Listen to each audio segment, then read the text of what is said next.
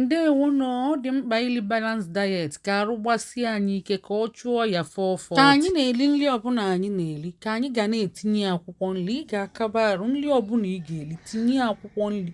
Ọ na-enye aka ime ka arụ gbasie gị ike, jisi na ike.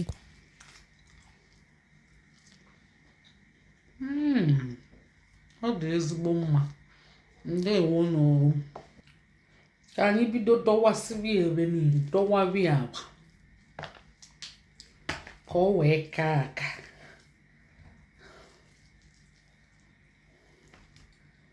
Yes, ọ dị mmadụ nne ka anyị na-eli akwụkwọ nri, na-ata akwụkwọ nri dịka ewu si ata nri.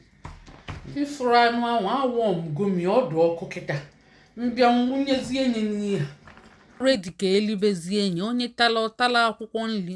Daalụ na afa m Lọlọ Nneka Ijelenze. Ọ bụ na mba Eliza ka m si na-ewetara unu ozi ọma nye na anyị akara ịfụnanya ma kesakwanụ. Daalụ nụ.